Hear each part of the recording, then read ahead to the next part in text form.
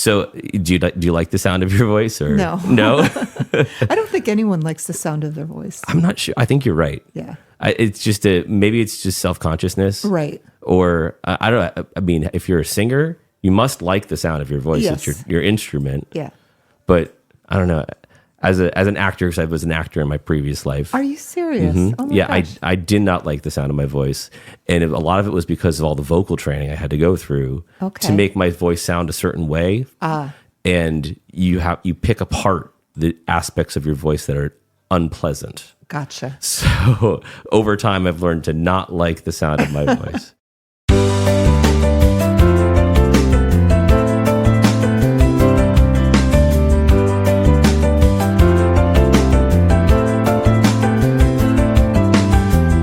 Hello, everyone, and welcome to our favorite part of the week. It's time to listen to Sounds of Health, where we share the stories, people, and resources that help others to improve their physical, emotional, and financial well-being. Whether you consider yourself a health enthusiast, a wellness warrior, or if you're simply looking for information, guidance, or inspiration, you've come to the right place. I'm your host, Dave McNiven, and today I'm excited to welcome Kathy Moniello, the president and founder of Forevermore Homes. Welcome, Kathy. Thank you so much, David. I'm glad to be here. I'm excited to have you here, too. So I want to talk to you more about what your business is. So you help seniors with aging in place. Is that correct? That's correct. That's my favorite topic. So That's great. So now you're a broker and realtor. yes. So Forevermore Homes is it's an aging in place consulting company. So we help people either decide to stay in their current home and make changes that they need for safety and accessibility, or we help them move somewhere more appropriate. So we do have a team of realtors. It's the Forevermore Homes team of Coldwell Banker. Okay. And so that's the real estate piece when someone desires to move. And then we have a network of home contractors and suppliers of accessibility equipment and such, so that if they do decide to stay, we tap into our network and help them do whatever needs to be done in the home. That's really that great. in a nutshell is what we do. Okay. Yeah. So it is similar to a few of the other guests that we've had on the podcast, but also very unique, because I don't think there was an aspect of realty with some of those other companies. Right. It seems like everybody's on the same team and involved in the same mission, but yours seems to be really focused on either improving the home so that people can stay there and safely age in place. Right. Or to find something else. That's correct? exactly right. And so I know some of your prior guests, and Yeah. You're right. We all are in the same kind of circle, that we're all very passionate about serving the senior population, and we each do something a little bit different. So if for example, if I have a homeowner that desires to move to an assisted living community, I would call on one of your prior guests, Cynthia Montano and Linda Craig from Always Best, and ask them to participate in helping that senior explore communities and choose one that's right for them. I don't do that piece, but I have in my network people that do. Right. Yeah.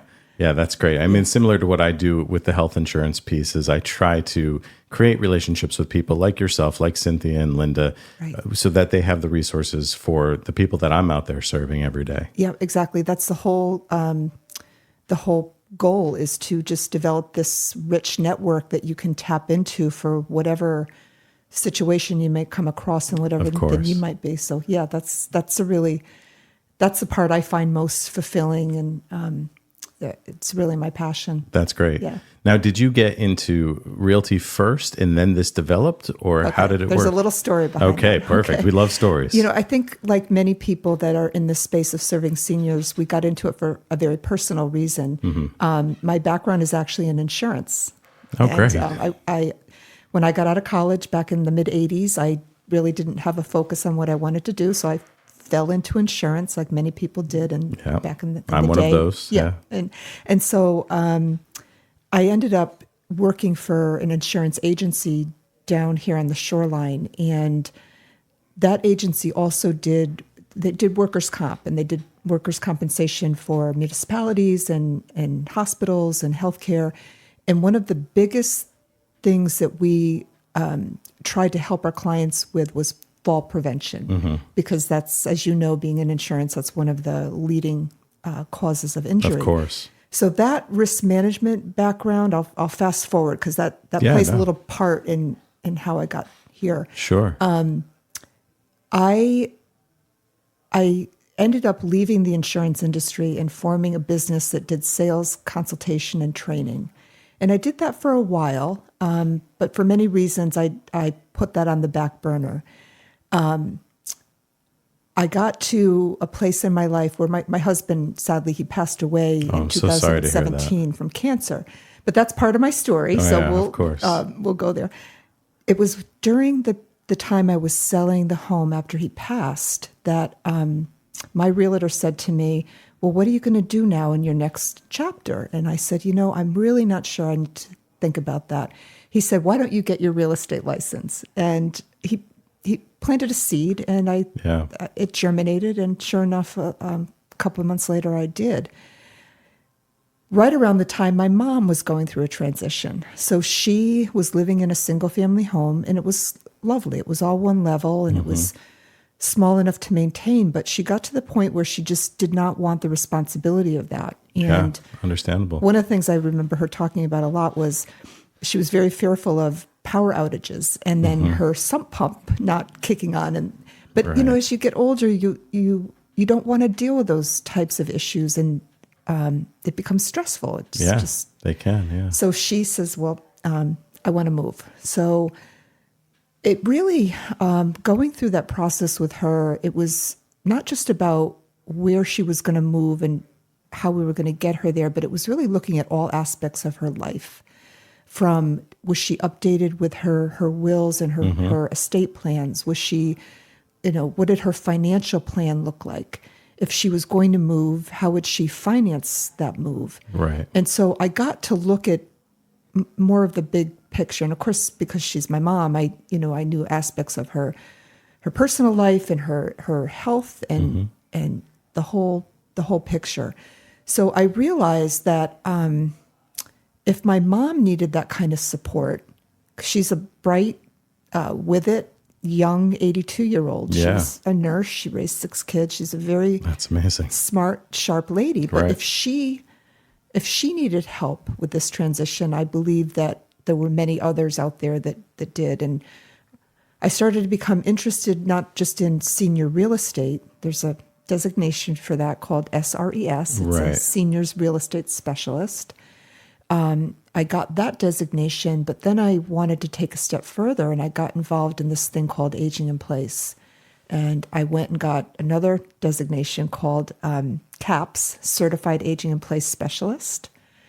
And that's kind of how the business came about, with the real estate piece, the aging in place consulting piece, and my prior risk management background with the whole lens of safety and fall prevention. Right. Everyone I talk to has a story. They know someone elderly that has fallen. Yeah. And when a senior falls, it can be devastating. I mean, really, it can be truly devastating. Yeah. They never regain their mobility, the same mobility as before. And the prognosis is just not, especially after a break of the hip. Right. Yeah. Tough to recover from. Yeah. Yeah.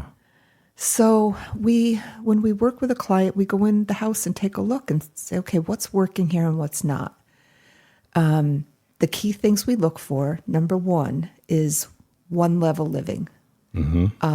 Stairs are just not your friend as you get older. For anybody, really. Anybody can take a tumble. Yeah, we take it for granted because many of us have lived in multi-level homes all our lives. But you have to be aware going up and down stairs. Right, for sure. And I think of a senior going down to a basement with a basket of laundry, for example. Yeah. That's just not good. So we want to try to bring everything to one level for them, if possible. And even if there are no bedrooms on the main level, oftentimes there's some unused space, like a living room that is not really utilized. And so we borrow that space and create a bedroom and a bathroom suite for them. That's great. The last resort would be a stair lift going up the stairs. I think that they work well for many people, but I do worry about people that struggle with balance issues, that getting on and off. Yeah, right. That can be challenging. Yeah, exactly. So one level living is number one. Number two is how do they get in and out of the house? And I'm a big proponent of worst case scenario planning.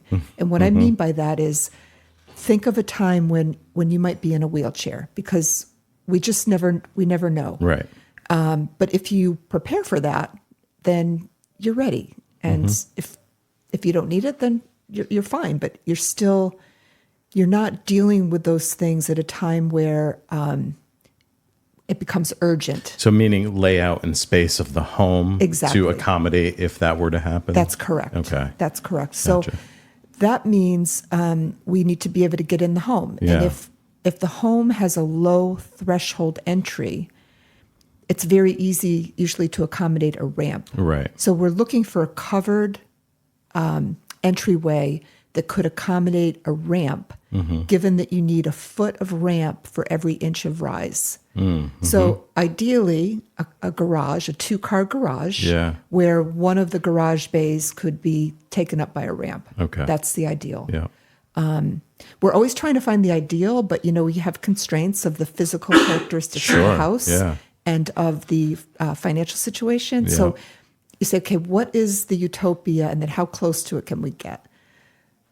So that's number two. Number three is in the bathroom. I'm a big proponent of a curbless shower. So no threshold whatsoever. Yeah. So can we accomplish that? Wide hallways and doorways. And then last but not least is, do we have space for a caregiver?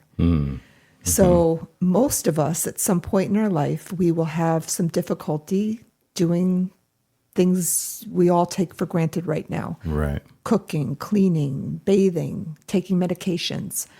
And so we want to have space that if we ever do need a caregiver full-time, 24/7, they have somewhere to sleep. Yeah. In the state of Connecticut, there is a requirement. You don't have to pay a caregiver for sleeping time as long as they can get 5 hours of interrupted sleep and they have a private sleeping space. Gotcha. Okay, So now that makes if sense. you can create a house that has all those things and you can afford it and maintain it, you're good to go. Right. So that's what we're looking for is, can we accomplish that or close to it in that space in a way that makes financial sense? Yeah. In other words, we never want to plan something where people are going to outlive their money. Right. Or do we need to look at other options? I think about your introduction, and you said financial, emotional, and physical. Yeah. And those are the three things that we need to look at. Right. In fact, I have a monthly program I do at a local senior center. I call it Aging Gracefully, Smart Choices for Physical, Financial, and Emotional Well-Being. That's great. Because it's like think about it. It's a 3-pronged stool, if you will. And if one of those things falls apart, you're going to fall on your butt. Right. Yeah. So I like those 3 words that you use, and it's a coincidence. Well, it's not really a coincidence. Yeah. We share those 3 words. Yeah. Well, it sounds like we have some similar experiences being out there in the community, seeing the needs that exist. Right. For me, working with seniors and working with those clients, there are people I meet every day who are really well off and they've got it all under control. Yeah. They have the means and they have thankfully the physical health and emotional health. But there are many people out there that are either missing one of those components or, possibly didn't save properly or maybe just reached certain challenges in their life that wipe them out financially. Right. And it does create such a burden on the entire family. Yeah. And so, the more that we can do to help people to increase those types of things, to increase their health in all of those areas, Right. then the stronger we are as a community. Right. And I encourage people to think about this. You're young. You're younger than Somewhat. I am. But I encourage people to plan for this in advance. Yeah. And the more you can educate yourself on, how to go about this idea of planning to age in place, the more you can inform and educate yourself, the more choices and options you have. Right, and you can make a more informed decision at a time when you're still physically and, emotionally and cognitively healthy. Yeah. versus waiting to a point where you may not be able to make those decisions for yourself, and then someone makes them for you, and it may not be what you want. Or you're in the midst of crisis, Correct. and it's difficult to make those decisions. Exactly. Yeah. Take for any one of us, moving is super stressful. Yeah, for sure. For all of us. But take that and now be an 80-something with health issues, maybe some cognitive issues, maybe some physical issues, maybe both. And the stress level just is exponential. Yeah, it's compounded. I realize this is an audio, so people can't see my hand my hand gestures here, but it's just so important to plan. So that's, I could tell you a couple stories about people we're dealing with. One lady, we got referred in to meet with her, and she lost her partner a couple years back, and so she's living alone. She has macular degeneration, and it's progressing, and she realized that she needs some help. So we went into the home, and the first thing we asked her to do was a home inspection. And the reason for that is when we were going through the home, we noticed some water in the basement. And sure enough, there was a little bit of a mold condition that we needed to deal with. But being that she never really was the one responsible for caring for our home, we wanted to get a baseline and make sure that the home was properly maintained. And that things that she could and should be doing as regular maintenance, she was aware of that. So in the home inspection, we found a couple of issues that we put on our little list of things that we might need to address. Then we did the accessibility assessment, and her washer and dryer, it's a one-level ranch, but her laundry was in the basement. Oh, okay. And the basement stairs were extremely steep. I mean, they were just so not to code. And we were very fearful of her going up and down those stairs. So we needed to find a way to bring the laundry up. And we did. We found an unused bedroom that was adjacent to a bathroom where there was plumbing right where we needed it to be. That's great, yeah. So that was probably the biggest accessibility thing, aside from she had a lot of stuff. A lot of pieces of small furniture that could become tripping hazards that we have asked her to think about, downsizing a little bit in terms of her stuff. In the safety assessment, it's very much a room by room review, mostly about fall prevention. So you go in and say, okay, is the lighting adequate? Is the switch right at the beginning, the entry, so you're not walking across a dark room to get the light on, to get the switch or turn a lamp on. What's the flooring like? Is it in good condition? Are there any tripping hazards? Is it cluttered? So for every area, there's very consistent questions that are always asked because they're common everywhere. And then areas like a bathroom or a kitchen, there's other things we look at too. So out of that, we recognized a need for more lighting and relocation of switches. Other little things really minor things like replacing an entry mat that was too thick and could be a tripping hazard with something flat. So not only do we give the recommendations, but we also go out to the contractors. So I printed the report, I gave it to the electrician and said, come back with a proposal for doing X number of recessed lights, for example. So it's one thing to give a homeowner a recommendation, but then they're like, okay, well, now what do I do and who do I call? Right. You really need to bring it over the finish line. You need to line it up. Yeah, exactly. It's the execution that matters. Right. Yeah. So let me talk to you a little bit about how it all works. Sure. So your team, how big is your team? My team is small but growing. Okay. So I just recruited an agent I'm very excited about. Her name is Pamela Kirkby, Pam. And she worked for William Ravis, and it was a top producing agent on the shoreline. And we met at one of these senior networks, like one I just came from this morning, where it's people that are all in the same space of serving seniors. Yep. So she was already dedicated to serving seniors, and she had her specialist designation. And then when she learned about this other element of aging in place, she approached me, and was very excited to add that part of it to her toolkit. Mm-hmm. And so she's recently joined me. So my team of agents right now is 3. Okay. But that my plans for 2024 are to grow that team in a manageable way. But I'm thinking 8 people in the span of this year. Okay. Throughout the state. And I believe that I offer good agents that are really committed they have to be committed to serving seniors. Right. And they have to be like really service mindset oriented. But I think I offer a value proposition on my team because of that aging in place piece. Mm-hmm. It just offers them another element of service, of fee-based service. It's not commission generated. Yeah. Which is important now more than ever because commissions in real estate are being... changing.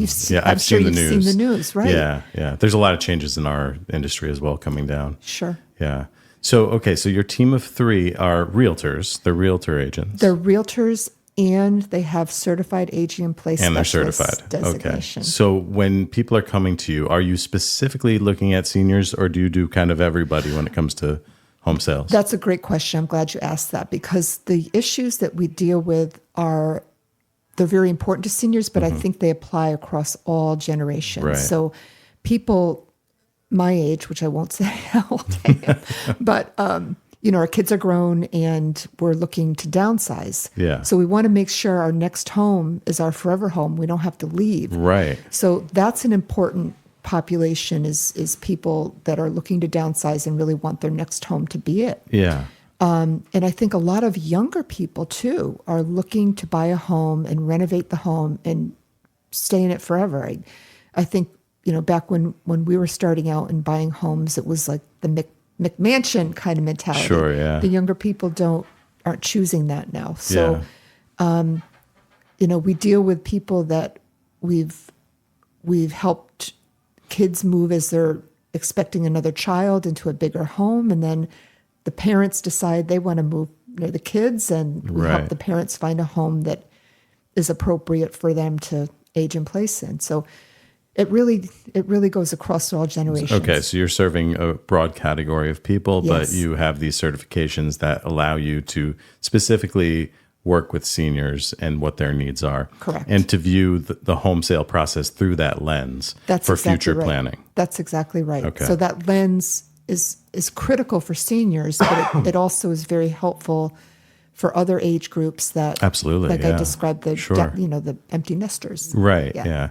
So when you go in to have a consultation with somebody, is it that they're saying, I want to sell my home, but you're going in to evaluate? Sometimes they know their direction, and they know like, for example, they might know they want to sell and go into a senior community. Mm-hmm. We find that a lot. It's a common misperception that seniors want to stay in their current home. Yeah. There were some surveys done by ARP that kind of lean that way, that say seniors prefer to stay in their own home. Yeah. But there are many more seniors that are really desiring a different kind of retirement and more of an active community-based retirement. So, so sometimes they know I definitely want to go. Sometimes they say, I definitely want to stay. Okay. But we still need to evaluate that for them. And we need to evaluate, if they stay, what do they need to do? How much is it going to cost? Can we afford it? If they want to go to a senior community, again, is that something that's viable for them so that they don't outlive their money? Yeah. And I forgot to say this, but this is very important, is after we've done this assessment, we send them armed with all of the findings to their financial and legal advisors. Great. So they're trusted professionals to say, hey, this is what we're thinking. Here are the economics of it. Mm-hmm. Is this a good option for me? That's awesome. Yeah. That's such a holistic approach so that they can really incorporate it into their total financial plan. Correct. That's great. Correct. That's great. It's funny because I see many seniors that when they look at their financial plan, their biggest concern is, I want to leave X, Y, Z to my children. Yeah. And I look at them and I'm like, let's just worry about you guys now and your quality of life. Your kids are fine. Your kids are fine. But I get that. So we have to work up a plan that fits within their financial objectives and what they're trying to achieve in their retirement and then in their planning. I was just having this conversation yesterday with a friend of mine about that desire of people to leave a legacy, to leave money to their children. Yeah. And his point of view was, why? If you do that, like, they're not working for it, and they should be working for it. And, there's this whole concept of, establishing generational wealth so that your family is in a good position, right? Sure. Which I think I subscribe to, and I hope to have at some point. But it is interesting because the more financially healthy that we are when we're older, then we're setting up our family, even if we don't have the money to leave behind, even if we've gone through it, in order to maintain a high quality of life. That's more beneficial to our family than any dollars we're going to leave them afterwards. Right, because then we're not a burden to them. Exactly. Yeah. And you're going to be leaving behind experiences that they're going to remember in a positive way for the rest of their lives. I couldn't agree more. I think in our generation, we felt it was important to put our kids through school. And so, we've done that. We've made our investment. And the kids, for the most, unless you have a child that has a disability or some issues that they're not independent, that's a completely different story. Yeah, I agree. Yeah. So my advice to seniors is to, you've worked for this. It's your time. Yeah. Yeah. Develop the life you want to lead for the time you have left and enjoy it. Yeah, absolutely. Well, that's great. I mean, I think it's such a unique perspective for realtors to have. I've been hearing more and more about these designations recently. It seems like there's more people that are getting involved in that space. What is that like to get certified in those areas? I'm going to have to try to remember. The Certified Aging in Place Specialist designation is a designation that's offered by the National Association of Home Builders. Oh, okay. And when I took this, it was pre-COVID, and it was a 3-day course. Now they offer it virtually. So it is 3, maybe not 8-hour days, maybe it was 6 hours. Okay, yeah. And then some testing along the way during that period. But it was wonderful. I remember my instructor, like it was yesterday, it came away with so much valuable information from that. And then the Senior Real Estate Specialist, it's similar. Well, that's offered by the National Association of Realtors. And that, I'm sorry, I can't remember how many hours that was, but they have a prescribed curriculum, and there's a certain number of class hours that you have to sit through and some testing at the end. Gotcha. And it really does help you to apply a certain lens to how you're... Without question. Okay. Without question. So I remember taking the test or the course to become a real estate agent. And I remember sitting there like rolling my eyes. I'm never, ever going to use this information. Things like meets and bounds and determining land lines. And okay, I'm never going to use that. Right. And that's just a silly example. But they really didn't teach you how to become a good real estate agent. They taught you how to pass the state test. Of course, yeah. These other designations, totally different. Okay. It's really very practical information that arm you with tools to better serve your clients, for sure. That's great. Yeah, I would totally recommend them. Okay, awesome. And then do you have like a list of preferred vendors that you work with on the home improvement side? Because your team doesn't do that side of it, right? No, my company does have a home improvement contractor license. Okay. But we get involved in that piece just purely consultative. So if a client needs to do some renovations, we will develop the scope of work, really detail it out so it's clear what the contractor is quoting on. We'll go out and identify the right contractors to quote, and through our network of people that we've known, we know the quality of the work, we know their license, they're insured, and they're going to show up and do what they say they're going to do. Yeah. So we develop the scope of work, we go out and get the pricing, we help the client get under contract and make sure that the contract's solid, protecting them as well as the contractor. Sometimes they're a little bit too one-sided. And then we stay involved for problem resolution, because there's always some little hiccups, always. Yeah. And it just becomes the ability to, figure out how you're going to get beyond it and what needs to be done to push through it. We will get involved in helping pick out materials if the customer would like that, tile and stuff. Gotcha. Yeah. And now, is that an all-inclusive service of working with your agency, or are there things that people are... That's a fee-based service. Fee-based. So okay. depending on the scope of the project is what we would charge based on the scope. Right. The real estate side, right now, but as we mentioned, things are changing in the real estate industry. Mm-hmm. Right now, it is a commission based, based on the sale of a house or the purchase of another house. Right. Gotcha. Yeah. Yeah. And you're navigating what those changes are going to be, just like everyone else out there. Right. Right. And it looks like right now, real estate agents provide a very important function. Yeah. When you think about buying a house, I don't think most people realize what goes into that and kind of what risks we're mitigating every day as we take a client through that process. Yeah. And if you don't have someone guiding you through the landmine, you could really make some financial mistakes. Yeah. And so good real estate agents are worth what they charge to do the job that they do. So even as the industry is going to be changing and how we're compensated, good agents will still be compensated for the value they provide. Of course. And that's the bottom line. Yeah. I mean, we're dealing with that with the Medicare landscape as well. There's a lot of rules and regulations that are coming our way that are changing the way we're compensated.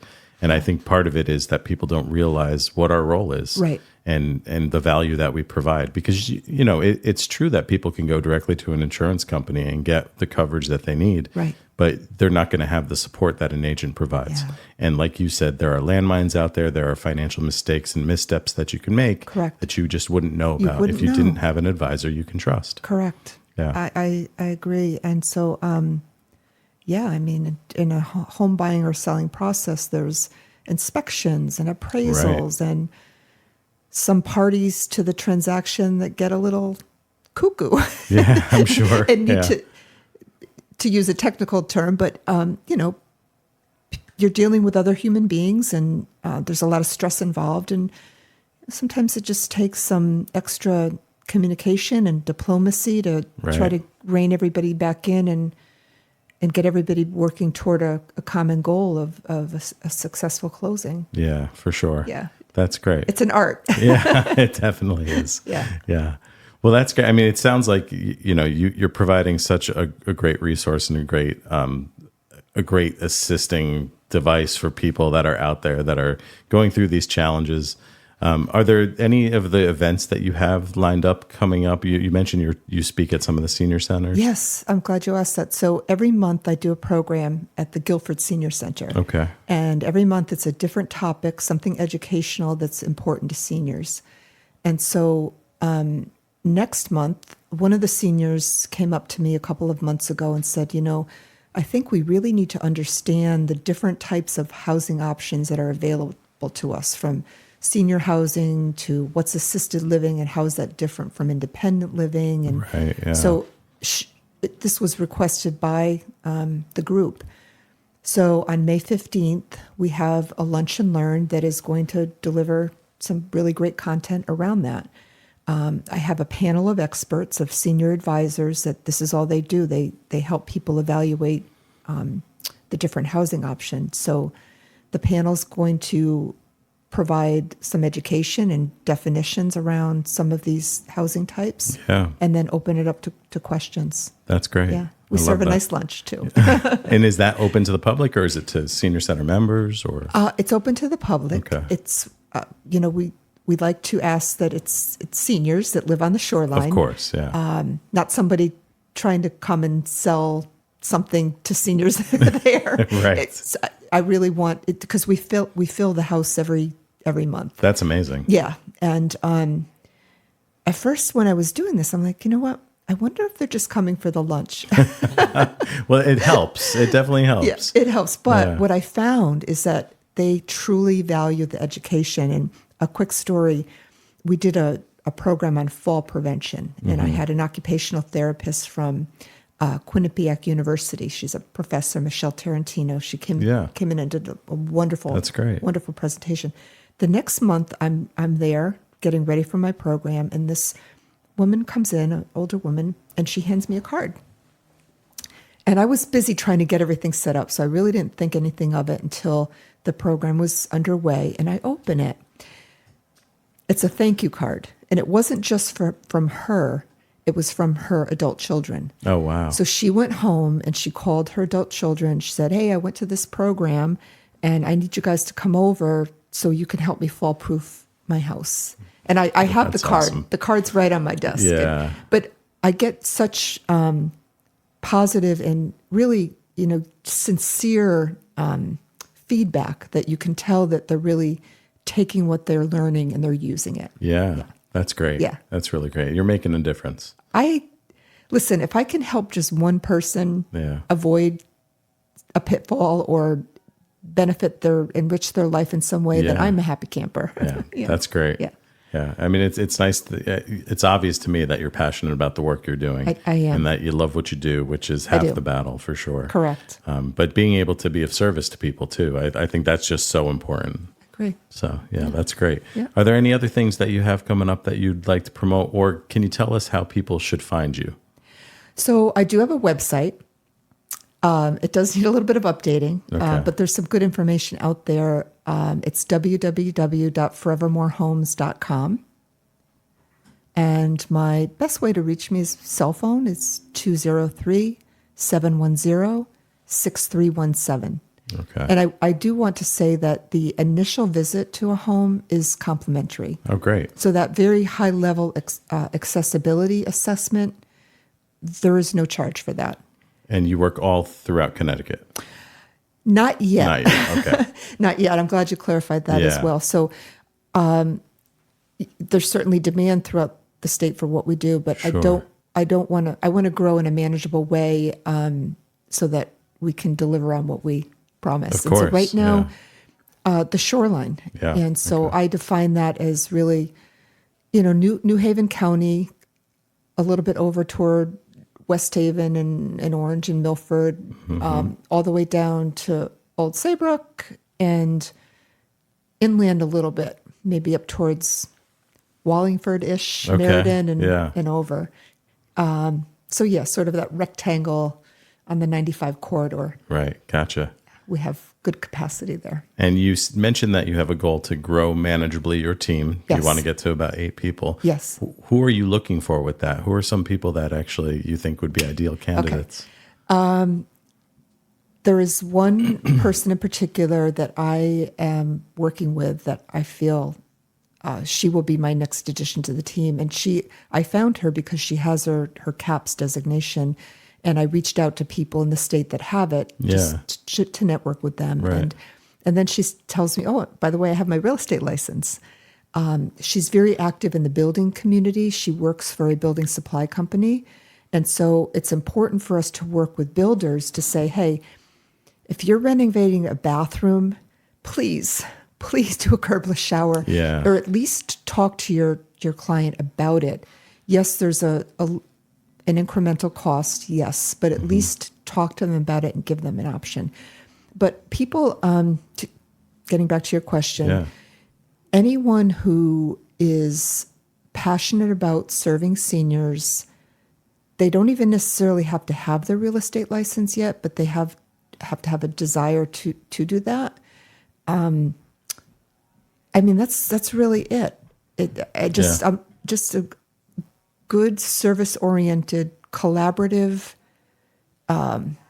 somewhat tech-savvy, because there's a lot of technology that we use in our business with the multiple listing system, and I'm sure, and an app that we use to do our assessments. So to have some comfort level around that, but not necessarily have their real estate license or their CAPS. We can help them with that. Okay, so just an interest in serving the senior population. Yeah. And in doing this type of work. Correct. Okay, gotcha. Correct. Now, going back to kind of your personal journey, yes, are there things in your life that you have been successful in helping to maintain or increase your healthy habits or things like that?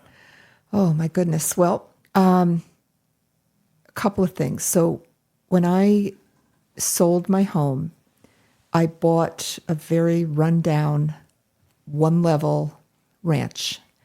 And it was at the time that I was getting interested in the topic of aging in place. So when I renovated it, I did it with an eye toward never having to leave. Yeah. So I have my curbless shower. I have my wide doorways and hallways. I have my covered garage that can accommodate a ramp. I built a little apartment over the garage for my caregiver. So I really have used the process of renovating my own home to show what a model could really look like for many people. So I feel like I have, in my personal life, I have that part of it. I met your colleague, Jason, at Orange Theory Fitness. So I want to give a shout out to Orange Theory Fitness. I do try to get in my exercise as much as I can every week. Eating habits, well, let's not go there. Okay, gotcha. Let's leave it at that. Well, it sounds like you're doing well with everything else. Yeah, I feel like it. I feel like I'm practicing what I preach. Yeah. How great it is to walk the walk and be able to really demonstrate about it. Yeah, exactly. That's fantastic. Yeah. Well, I want to thank you so much for being with us today. This was a pleasure. Thank I can talk you. about it forever. Yeah, and it's great. It's such an overlap of what we do too in the community. So I'm sure there's going to be ways for us to work together in the future. Of course. And I want to thank you for serving our senior population, for helping people to do these things. And it's a privilege. Yeah. It sure is. We feel the same way. I think they need and they deserve a higher level of care. That's my core belief. Yeah, I agree. Yeah. That's fantastic. Well, thank you so much again for being here today. And I'm sure we'll point our listeners in your direction. And hopefully, maybe we'll have you back on the show at some point. Absolutely love it. All right. Well, thank you so much. Thank you. Sounds of Health is brought to you by Nutmeg Insurance Advisors and recorded at the offices of Nutmeg Advisory Group. The podcast is produced by Jason Carubia and Dave McNiven with music by Rob Hames. You can find us on Facebook, Instagram, YouTube, X, and wherever you listen to your podcasts. Your support means a lot to us, and we appreciate it when you like, subscribe, and leave a review. If you know someone who you think should be a guest on the show, please email us at soundsofhealthpodcast@gmail.com. Each week, we spotlight the stories, people, and resources that inspire and motivate others to improve their health, and we are just getting started. Help us to share these sounds, and don't keep us a secret.